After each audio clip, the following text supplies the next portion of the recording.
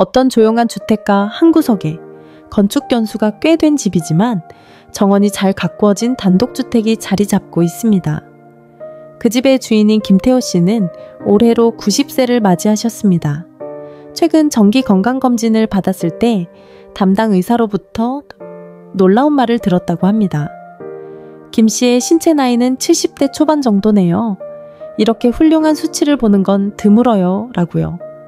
30년 이상 고등학교에서 수학교사로 근무해온 김태호 씨는 정년퇴직 후 오랫동안 관심 있었던 서예와 정원, 가꾸기에 몰두하는 나날을 보내고 있습니다.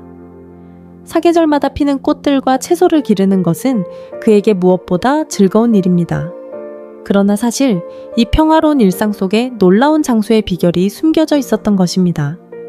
최신 연구에 따르면 특정 생활 습관을 가진 사람들은 사망 위험을 최대 87%까지 줄일 수 있는 가능성이 밝혀졌습니다. 특히 주목할 점은 한국의 특정 지역에서 사는 사람들 중 100세 이상 건강하게 사는 분들이 다른 지역에 비해 7배 이상 많다는 사실입니다. 그러나 그 비밀은 우리가 상상하는 특별한 것이 아니었습니다. 비싼 영양제도 최신 건강기구도 아니고 누구나 바로 시작할 수 있는 간단한 습관이었던 것입니다. 김태호 씨의 경우 정년 후 시작한 서예와 정원, 가꾸기가 우연히 이러한 건강 습관을 자연스럽게 도입하게 되었습니다. 자, 김태호 씨가 어떻게 건강 장수를 손에 넣었는지 그의 말을 통해 그 비밀을 풀어보겠습니다. 여러분, 안녕하세요. 저는 김태호라고 합니다. 덕분에 90세가 되었지만 마음은 아직 젊다고 생각하고 있습니다.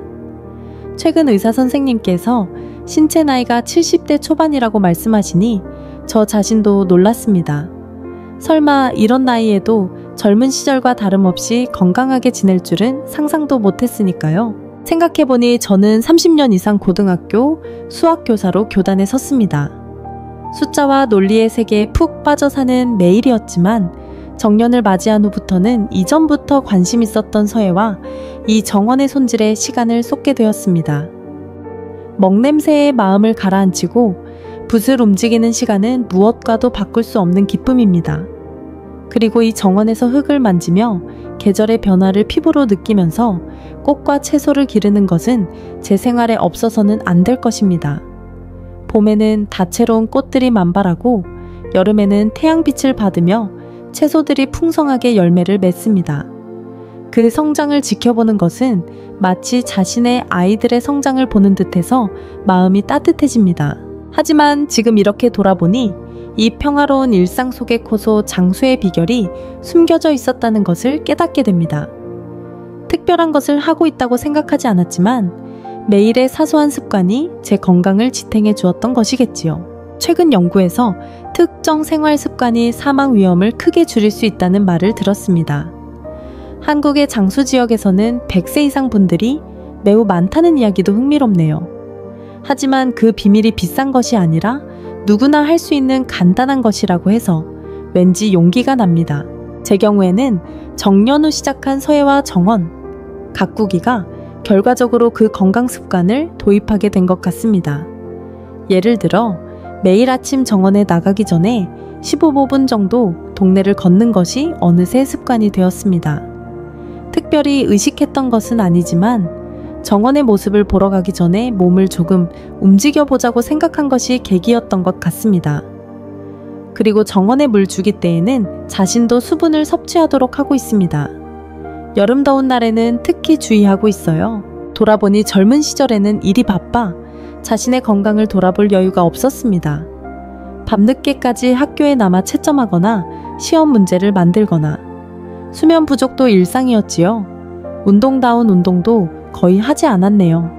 그게 정년퇴직해서 시간의 여유가 생기면서 생활이 완전히 바뀌었습니다. 75세를 넘어서 본격적으로 서예를 시작했지만 그것이 또 좋은 자극이 되었을지도 모릅니다. 새로운 것을 시작한다는 것은 나이와 상관없이 설레는 것입니다. 처음에는 붓이 잘 움직이지 않아 고생했지만 조금씩 상달해가는 것이 재미있어서 몰두했습니다. 서예 교실에 다니게 되면서 거기서 생긴 동료들과의 교류도 제 생활에 색채를 더해주고 있습니다.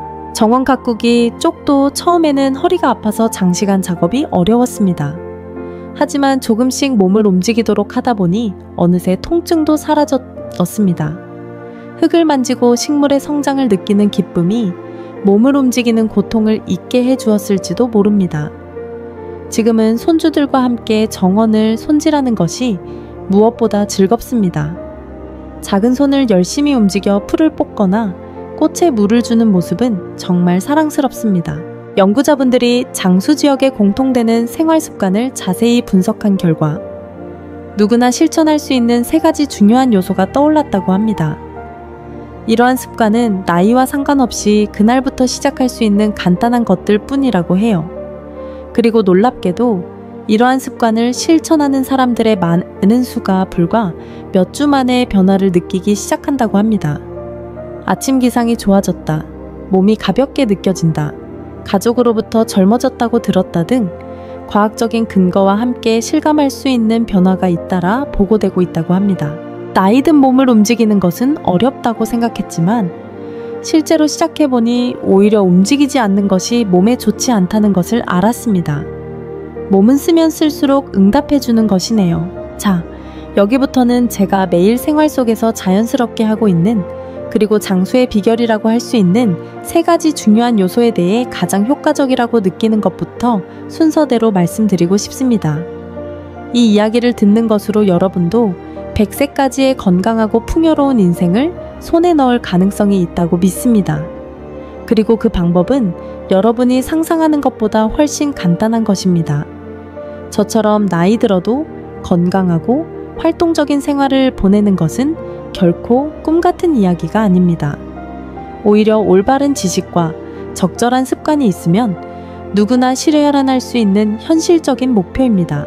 먼저 말씀드리고 싶은 것은 매일의 걷기, 즉 워킹 습관입니다. 세계적인 연구기관에 의한 대규모 조사에서 워킹에는 놀라운 건강 효과가 있다는 것이 실증되었다고 합니다. 이 단순한 운동이 사망 위험을 최대 87%까지 줄일 수 있는 가능성이 최신 연구에서 밝혀졌다는 것입니다. 특히 주목할 점은 이 효과가 나이와 상관없이 나타난다는 점입니다. 제 경우에는 75세에 본격적으로 서예를 시작한 무렵부터 서예 교실까지의 길이나 동네 산책을 의식적으로 하게 되었습니다. 처음에는 정원에 나가기까지의 불과 몇 분 산책뿐이었어요. 하지만 매일 계속하다 보니 자연스럽게 걷는 거리가 늘어났습니다. 지금은 손주들과 공원까지 걸어서 함께 꽃을 보거나 놀거나 하는 것이 일상이 되었습니다. 그들과 손을 잡고 걷는 시간은 제게 무엇보다 소중한 보물입니다. 한국의 저명한 건강 전문가들도 워킹을 가장 안전하고 효과적인 건강법으로 평가하고 있다고 합니다. 특히 심장병 위험을 크게 줄이고 골밀도, 저하를 방지하는 효과가 과학적으로 증명되었다고 해요. 나이가 들면 어쩔 수 없이 다리와 허리가 약해지기 쉽지만 워킹을 계속함으로써 근력을 유지하고 넘어질 위험을 줄일 수 있다고 실감하고 있습니다. 이상적인 걸음수는 하루 7,000에서 8,000보 정도라고 하지만 처음부터 이 목표로 할 필요는 없다고 합니다. 연구에 따르면 매일 3,000보에서 시작해도 지속함으로써 놀라운 효과를 얻을 수 있다고 해요. 저도 처음에는 하루 걸음수를 특별히 의식하지 않았지만 알게 모르게 정원 손질이나 산책으로 상당한 거리를 걷고 있는 것 같습니다. 특히 중요한 것이 걷는 장소의 선택이라고 들었습니다. 많은 분들이 도로변을 걷지만 이는 역효과일 가능성이 있다고 해요. 교통량이 많은 도로에서는 깊은 호흡으로 많은 유해 물질을 들이마실 가능성이 있기 때문입니다. 대신 공원이나 녹지에서의 걷기가 권장됩니다. 자연 속에서 걷는 것으로 운동 효과가 최대화되고 심신 모두 리프레시할 수 있습니다. 또한 부드러운 지면은 관절의 부담을 줄여 특히 고령자에게 안전합니다.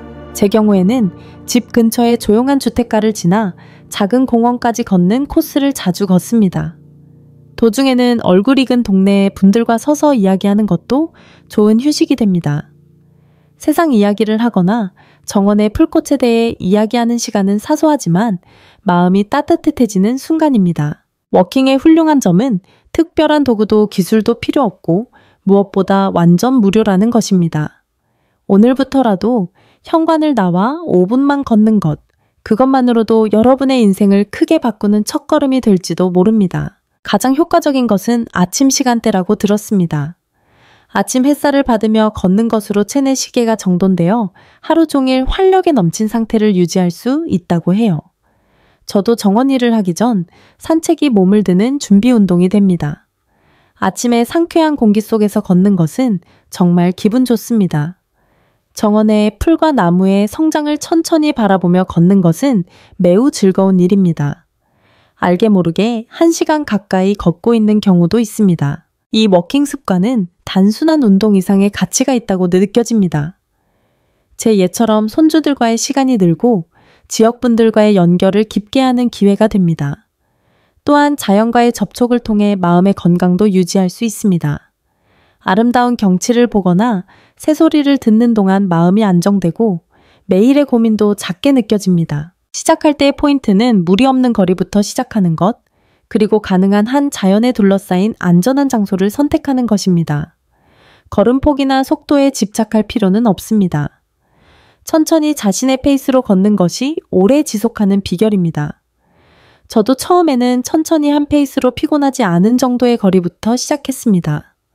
점차 몸이 익숙해짐에 따라 자연스럽게 걷는 거리도 늘어났습니다. 다음으로 장수의 비결로 중요하다고 느끼는 것은 양질의 수면입니다.